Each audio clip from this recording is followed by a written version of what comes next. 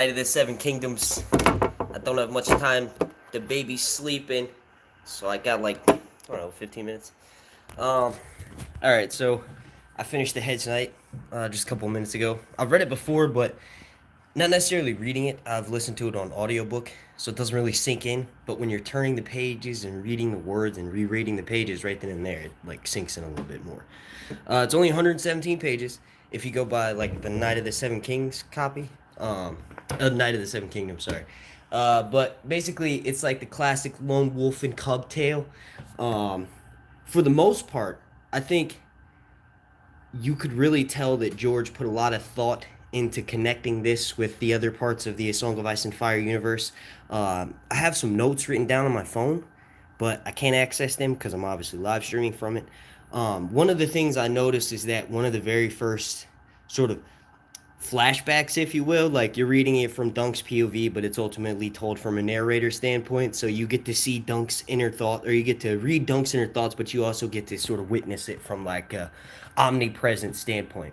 But basically, one of the first things while I'm reading the book that made me think, oh, this is further connected to A Song of Ice and Fire. George is hinting at something here. Is like a story that Dunk tells, that Sir Arlen of Pennytree tells him multiple times. Like, you know how old men tell stories over and over again. For instance, Joe Rogan tells the same like six fucking stories on his podcast that we've all heard a thousand. This is one of those stories. So basically, he talks about how when Sir Arlen of Pennytree is younger, he went to King's Landing and saw the last dragon, who was a female she dragon, and he pretty much told Dunk that he thought that I think it was Aegon the Fourth, so the Aegon before Egg in the story, poisoned the last female dragon because she'd like her wings were like decrepit and shit, and the main reason being is because going back to House of the Dragon, that's how close this is. So I think Dunk is supposed to be like 16 or 17 when the story starts, but he was born like within 3 years. So I think it's like 188, 187, 189 AC or some shit like that. But basically like 100 years before the birth of Jon Snow, a little less than that. So uh, I sort of got sidetracked there talking about how old Dunk was. Oh, okay. So yeah, the main reason being why Sir Arlen of Pennytree is like, yo, the dragon was likely poisoned by Aegon Dragonsbane is because um, Aegon actually saw, and this is relating back to House of the Dragon at the very end of it. Aegon watches his mother Rhaenyra devoured by Aegon II Sunfire, his dragon. So that sort of like put him off on dragons. Hang on a second. I'll be right back. I go check on the baby.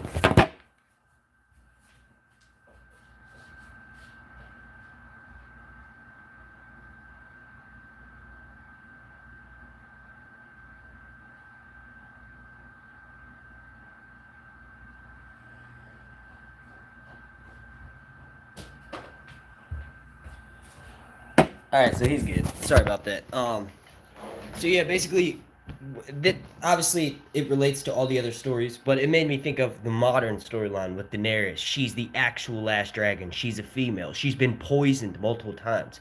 Um, the fact that the last female dragon dies and they think it was poisoned by a king named Aegon. I think that sort of relates a little bit to Dance of the Dragons with Daenerys and Fagon coming up and them eventually meeting in the Winds of Winter.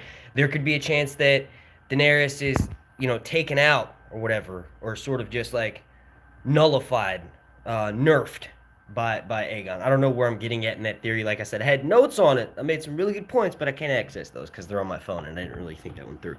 But as far as like Dunk for a character description, um, I would say George probably was inspired by his own life. Now I don't know George. I've never read a biography on George R. R. Martin, but you could just tell that the way that Dunk was written, the thoughts that he has, the way that he looks at love. He's a virgin. The fact that he's sort of like a giant that doesn't really know his own strength, but he can fucking smash shit. Um, it just the fact that the character's written that way makes me think that George is pulling from his own personal experiences, maybe as a teenager dealing with love. Maybe he was a bigger kid, right? And because of that, he probably got made fun of and picked on. And maybe there was this girl that he liked, that was the same size as him, sort of like with Tansel. Um, Now, I will say that I love the way, like skipping way the fuck ahead, here. I do love the way that the Hedge Knight ended. You know, Stephen King famously. Hang on, baby's making noise again. Stephen King famously said that George R. R. Martin's uh, books are page turners, and I wanted to go right into the Sworn Sword because I've already read it, but I was like, yo, I got to find out what happens when they go to Dawn. Um, but basically, the first book ends with Dunk is getting ready to participate in the tourney at Ashford.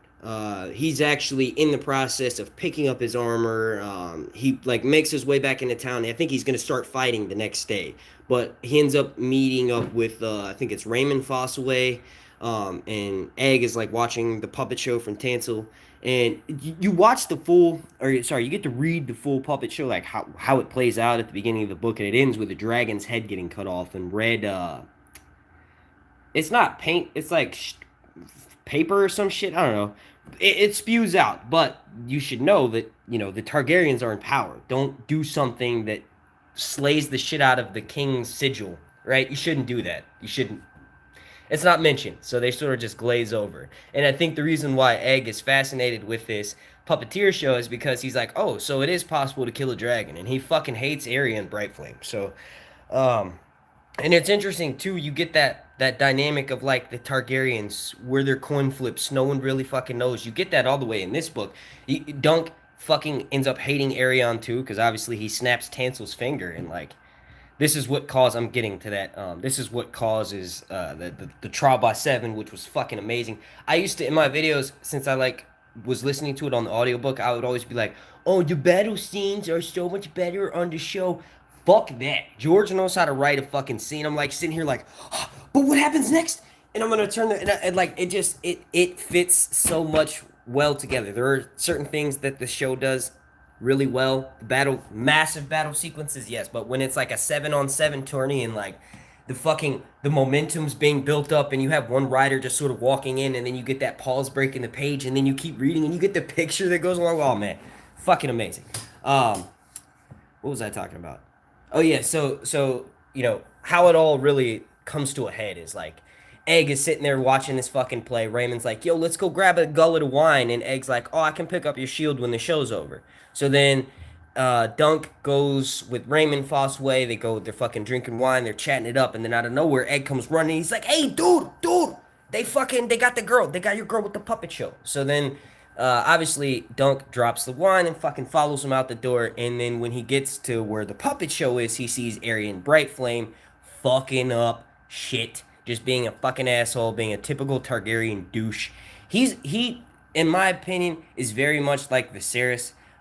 There's a particular passage that George writes about like the behavior of Aerion that makes me think, oh, that is Viserys one-on-one. It was something about the way that he described how he sees himself in the world. And I can't, I had notes on this shit. Oh, don't worry, next one will be a lot better. The baby, he's good. I was like watching him sleep. All right, so yeah, getting back on track. Dunk shows up and he sees Tansel's finger getting broken, and the sound of it sort of makes him wince later on when he's like locked up. So basically, he's like, "Yo, what the fuck are you?" He doesn't even say anything. He just shoves the dude to the fucking ground and starts kicking him in the face. He nearly kicked him to death if Arion boys didn't like jump in and were like, "Yo, what are you doing, son? This is a dragon prince. Fuck off." You know what I mean? I think my son can hear me talking. Being a little bit too loud. Um, but yeah, so basically Dunk beats the shit out of this dude. There was no question. Dunk is a savage. Dunk is a large and in charge type of individual. And obviously you cannot strike a prince. So what ended up happening after that scuffle is Arion tries to play it cool, tries to keep his like rep sheet going, if you will, and he's like, "Oh, you loosened one of my teeth. I'm gonna loosen and take a couple of yours, right? I might even take your foot. I might take your hand. I'll take your life." And then he like asks Dunk, he's like, "Why was this puppeteer girl? Why was she worth your life?"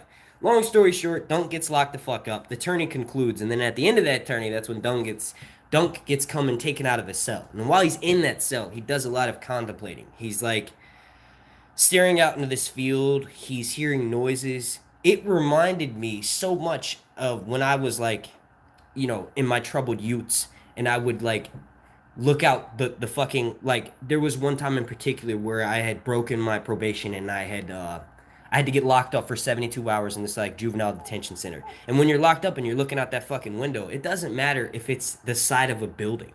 The fact that you're locked up somewhere and you can look out and see something, that was like what kept him sane. He's like, am I going to die in this small room? How long am I going to be here? What's going to happen next? Like, all of these are the same thoughts that I had when I was in that. So it's like when you strip someone down and put them in a cell, it's like sort of makes you, ponder, put everything into perspective. Now, Dunk was in there.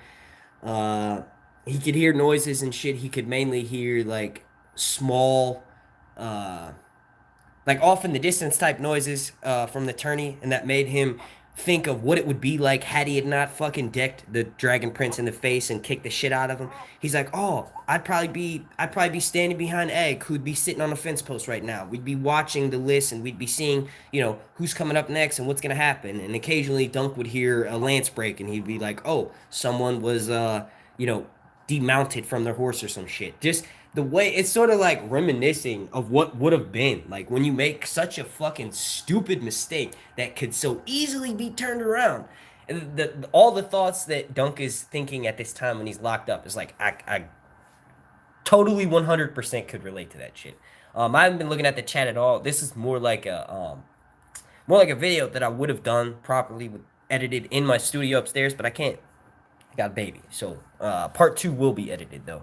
But so getting back on track here, basically they end up coming and getting Dunk out of his cell.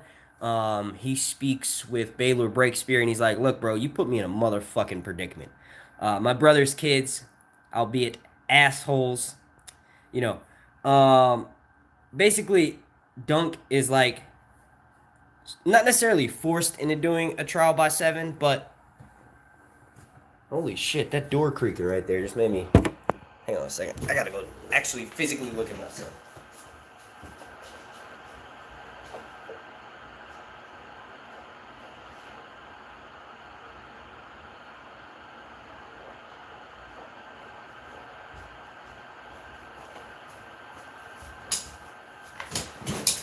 Alright.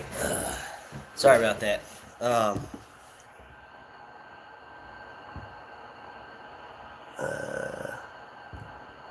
I forgot where I was.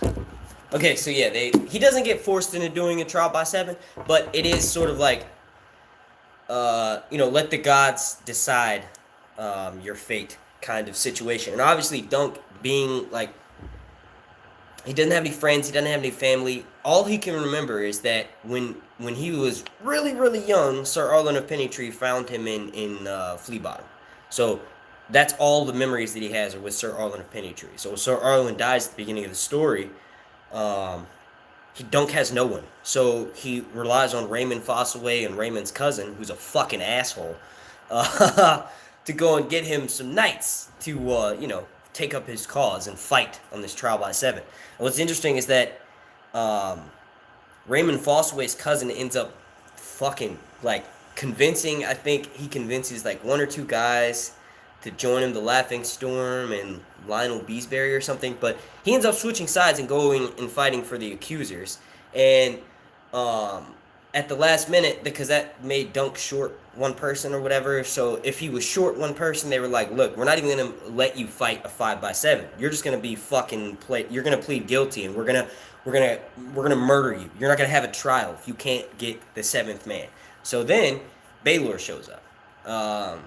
Massive fight, fucking Dunk. We really experienced the majority of the fight through Dunk's point of view. And obviously he had been in back alley brawls and shit in King's Landing, and I'm sure he's had a few scuffles throughout his life, but he's mostly been a hedge knight participating in tourneys and working in the favor and service of whoever Sir Arlen of Pennytree deemed worthy of their help, right? So he's not like super used to a trial by seven fucking battle. So the way George writes that battle is from his point of view. Basically, the battle builds up, and then you're witnessing it, like I said, from Dunk's point of view. So it's like Dunk is riding on thunder, and like you feel the calm that takes over his body. And that's what I meant with the momentum building up in the passages as you're reading the pages.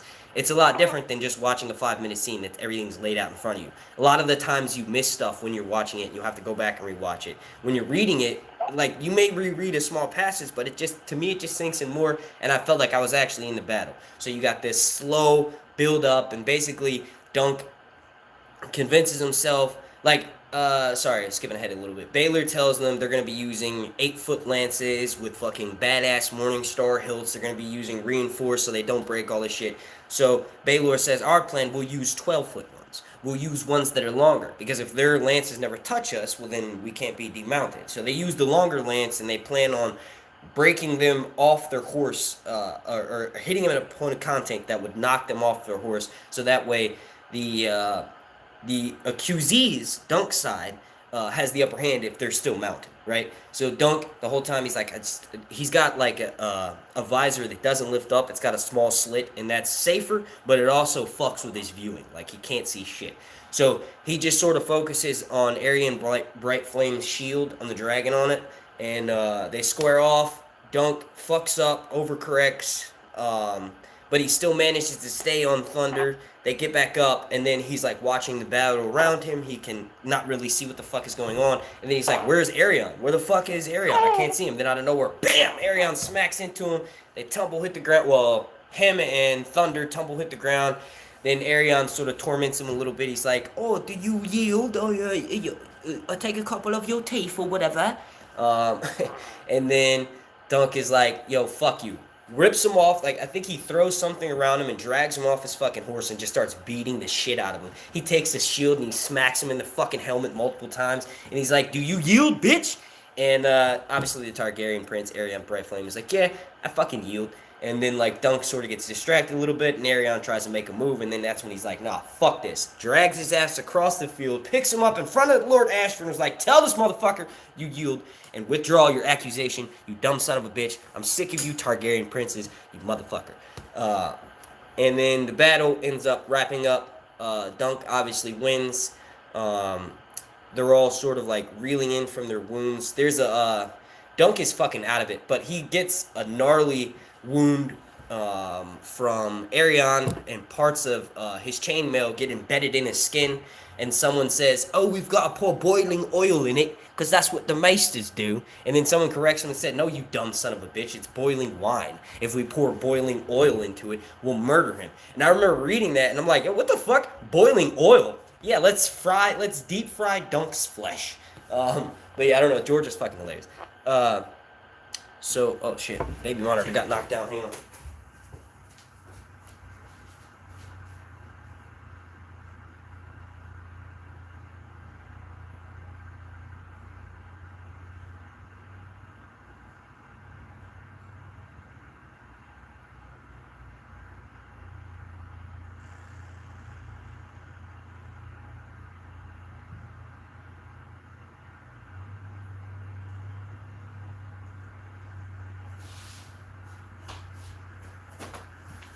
Alright.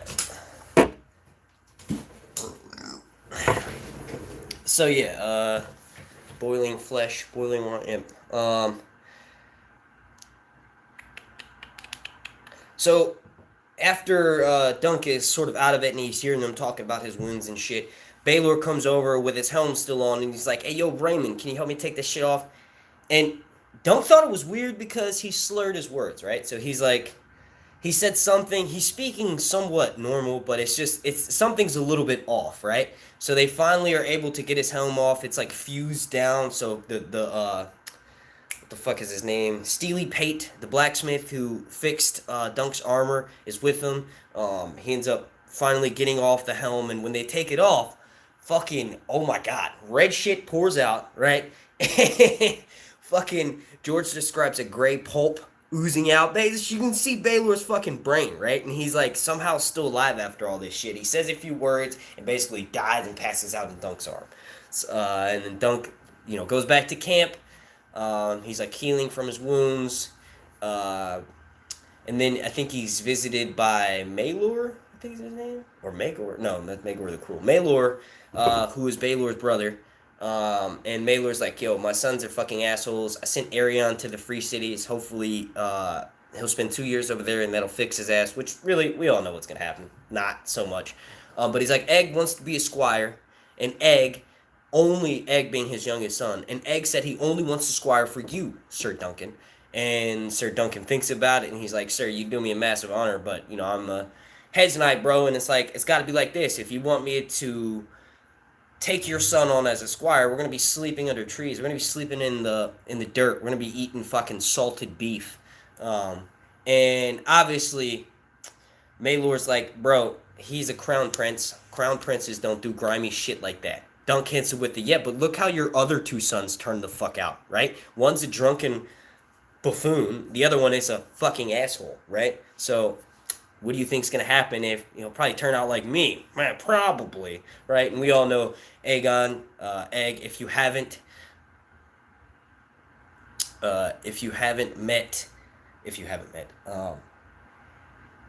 I'm too sidetracked. I forgot the fucking point that I was making here. Right. So Egg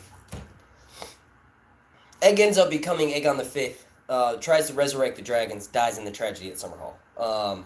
Like while Rhaegar is being born.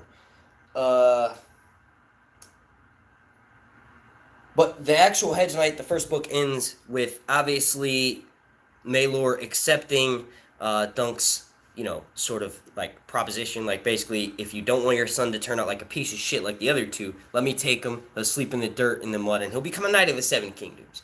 So Maelor doesn't say shit and just rides the fuck off. Dunk ends up hearing his men leave, and he's like, okay, well, I guess that's obvious answer, no. And then the next day, Egg shows up, and then the actual book, like the last page of it, ends with them like going off to Dorne, and then there's a picture of Aegon sitting with Tansel, the puppeteer. Now there is mad fucking theories about how Tansel Too Tall is secretly Nan. There's a point in the books where Arya refers to herself as Nymeria or Nan for short. Old Nan could be a Dornish woman. There's some shit going on, but once I finish like actually reading instead of listening to the Knight of the Seven Kingdoms, so I have the Sworn Sword and then the last one. I'll do like a proper. The last one is called the Mystery Knight. I'll do a proper theory video on Old Nan and her connections to Sir Duncan the Tall.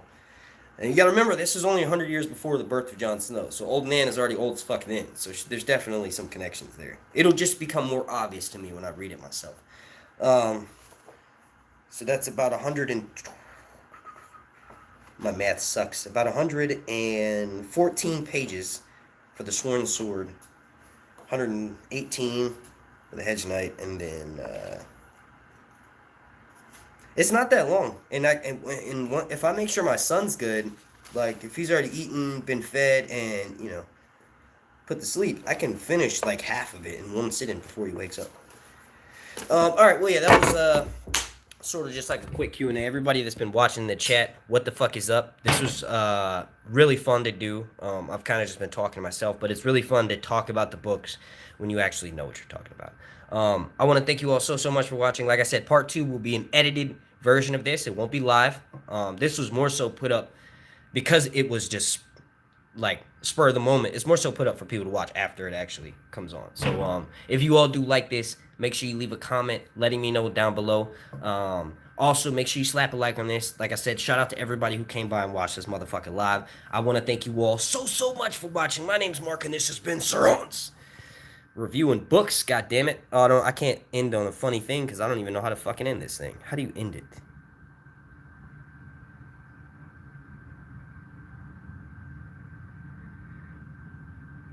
All right. All right. Long night. No, that was weak. That was weak. Hang on. Long night. Oh, damn it. I still didn't do it. All right. Bye, y'all.